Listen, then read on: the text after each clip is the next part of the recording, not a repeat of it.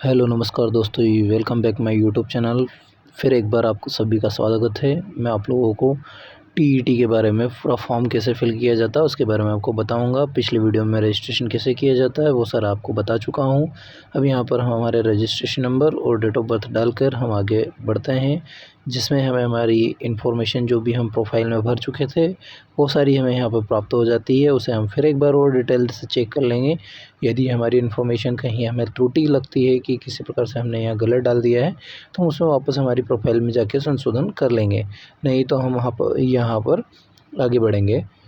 ये मैं जिस तरह से मेरी सारी जानकारी चेक कर रहा हूँ, यहाँ पर चेक करने के बाद में जो भी हैं ये सारी चीज़ें आपको बता देता हूँ। इम्पोर्टेंट ये आपने जो भी भरी होगी वहाँ पर प्रोफाइल में, इन सब चीज़ों को आप गौर से थोड़ा सा देख लीजिएगा। यहाँ पर आपको इन सब चीज़ों को देखने के बाद में यहाँ से आगे बढ़ना है। जैसे ही हम आगे बढ़ेंगे यहाँ हमें मेन्यू मिलेगा, आगे बढ़े, इस पर जैसे ही टिक करेंगे हम यहाँ पे हमारी आगे की फॉर्म भरने की प्रक्रिया सामने आ जाएगी, जिसमें कि ऊपर का पार्ट्स मैंने शो नहीं किया है, जहाँ पर नाम, डेट ऑफ बर्थ वगैरह ये सारी चीज़ें आती हैं वो एज इट इज़ रहता है। प्रोफाइल के अनुसार ही ये सारी चीज़ें यहाँ तक, मतलब हमारे जो 32 पॉइंट्स तक हैं, यहाँ पर 32 तक पूरे पॉइंट वहाँ के अपने पहले से जो हैं वही आते हैं। 33 तक, 34 से हमारे पॉइंट स्टार्ट होते हैं कि हमें आगे क्या करना है हमारे फॉर्म में, जिसमें कि अब मैं आपको सारी जानकारी विस्तार पूर्वक बता रहा हूँ। जैसे सम वर्ग का ऑप्शन है, इसमें भूतपूर्व सैनिक, दिव्यांग या बिना वर्ग। अब हम कुछ भी होते हैं तो वो, अब जैसे मैं इसमें बिना वर्ग से फॉर्म भरूँगा। यहाँ पे मध्य प्रदेश के स्थायी के निवासियों की जो आयु सीमा है वो रहेगी। यदि आप भूतपूर्व सैनिक है तो उसकी जानकारी नहीं, तो यहाँ पर 36 पॉइंट पे क्या आप शासकीय सेवा में हैं, यदि हैं तो हाँ, नहीं तो नहीं। 37 में आप विक्रम पुरस्कृत खिलाड़ी है क्या, नहीं तो नहीं पे टिक कर दीजिए। 38 पॉइंट में है क्या आप विधवा या परित्याग करता है, तो वो यदि आपने वहाँ ऊपर दिया होगा तो हाँ ना आएगा, नहीं तो कोई बात नहीं। इसके बाद में 39 पॉइंट है, क्या आप अतिथि शिक्षक हैं। अगर अतिथि शिक्षक हैं तो आप अतिथि शिक्षक पे यहाँ पर यस करें, अन्यथा नहीं है तो नहीं। जैसे मैं नहीं हूँ तो यहाँ पर नहीं पे टिक करके आगे बढ़ूँगा। यहाँ पर फिर आपका दिया गया है उसमें कि निर्धारित शैक्षणिक योग्यता चयन, प्राथमिक शिक्षक परीक्षा में भाग लेने हैं और निर्धारित शैक्षणिक योग्यता अर्जित करने की परीक्षा के अंतिम वर्ष में प्रवेशित। यदि जैसे कि आप इस एग्ज़ाम को देना चाहते हैं तो जो आपकी शैक्षणिक योग्यता है उसमें आप अंतिम वर्ष में हैं तो भी आप इसमें फॉर्म भर सकते हैं।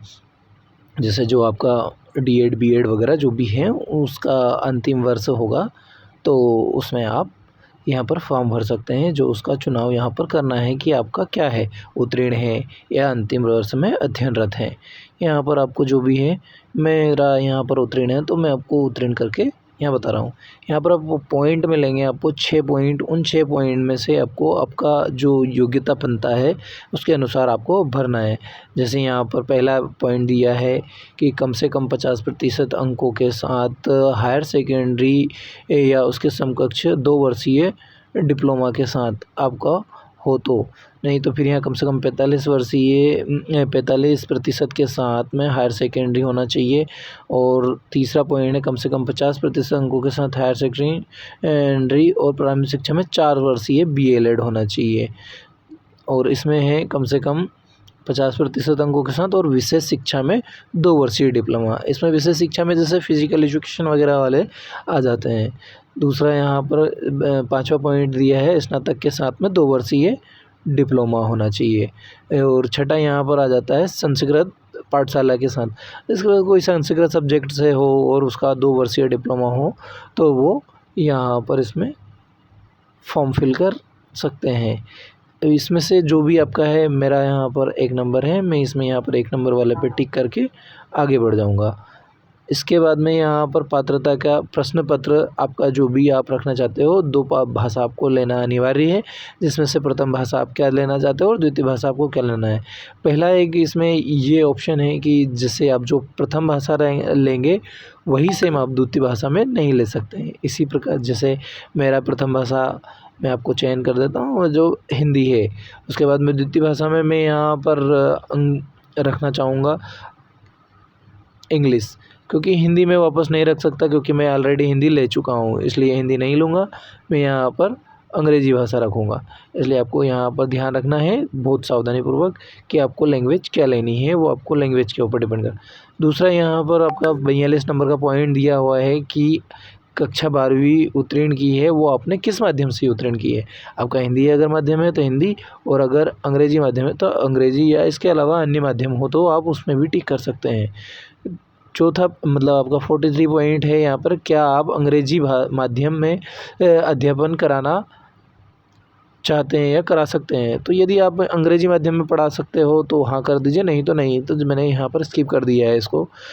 आपका 44 नंबर का है कि आपने जो पद के लिए फॉर्म भरा है उसकी न्यूनतम योग्यता आप रखते हैं, तो हाँ करें, नहीं तो नहीं। अब नहीं करेंगे तो भाई आप योग्यता नहीं रखते हो, मतलब फॉर्म भर ही नहीं सकते, तो नहीं तो कर नहीं सकते। इसलिए हाँ कर ही हम आगे बढ़ेंगे। यहाँ पर जैसे ही हम आगे हाँ करेंगे तो हमारा फॉर्म एक्सेप्ट रहेगा। अब 46 पॉइंट में हमें दिया है कि आपको परीक्षा सेंटर की लिखित परीक्षा सेंटर आपको कहाँ चुनना है, प्राथमिकता आपको देना है। अब 4 प्राथमिकता हमारे पास रहेगी, उसमें से हमें पहला क्या रखना है वो आप यहाँ अपने हिसाब से रख सकते हैं। मैं जैसे भी 6 सिटी आपको रखना है, इसमें 4 सिटी अपने हिसाब से आपको जो नियरेस्ट पड़े आप जो सिटी ले सकते हैं दोस्तों। इसके बाद में यहाँ पर आपको सिटी सेलेक्ट करने के बाद में यहाँ पर आगे घोषणा पत्र मिलेगा। उस घोषणा पत्र में आप जो भी है आपकी जानकारी है आपको थोड़ा थोड़ा करके आप पढ़ सकते हैं। इनको पढ़ने के बाद में आपको यहाँ पे आगे बढ़े का ऑप्शन मिलेगा, उस पर आप जाके आगे बढ़ें। ये सारे पॉइंट्स हैं इसमें दिए हैं, बहुत सारी इंपॉर्टेंट जानकारी हैं, ये आपको पढ़ लेना है। आपको इसमें से सारी चीज़ें पढ़ने के बाद ही आगे बढ़ना है। कहीं भी और डाउट हो आप मुझसे बिल्कुल पूछ सकते हो, कोई दिक्कत नहीं, मैं आपके लिए तत्पर में रहूँगा। जब भी आप मुझे मैं नीचे कमेंट्स में अपने नंबर वगैरह और कॉन्टैक्ट नंबर दे दूँगा, आप मुझे कमेंट कर सकते हैं। इस पर जो भी है आपको जानकारी पूरी मिल जाएगी। यहाँ से आगे बढ़ेंगे हम। यहाँ से आगे बढ़ने के बाद में हमें यहाँ पर हमारी ये जानकारी है जो कि दिखने के बाद में हम आपको पूरी जानकारी आराम से देख सकते हैं इसको।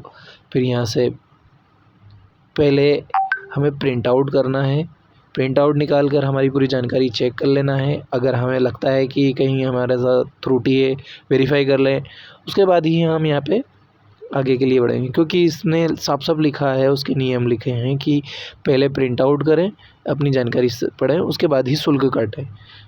जैसे ही हम प्रिंट आउट पे क्लिक करेंगे उसके बाद बाहर आते हैं तो हमारे पास यहाँ प्रोसीड टू पेमेंट का ऑप्शन खुलेगा। इस प्रोसीड टू पेमेंट पे जैसे ही हम क्लिक करेंगे तो यहाँ पर हमारे पास हमारा एप्लीकेशन नंबर जनरेट हो जाता है। उसके बाद में हम यहाँ पर माध्यम हमें मिलेगा कि नेट बैंकिंग के माध्यम से या डेबिट कार्ड के माध्यम से या UPI के माध्यम से, किसी भी माध्यम से हम अपना पेमेंट करके फॉर्म को सबमिट कर सकते हैं। वीडियो देखने के लिए धन्यवाद सभी दोस्तों का। चैनल को सब्सक्राइब करें, लाइक कमेंट।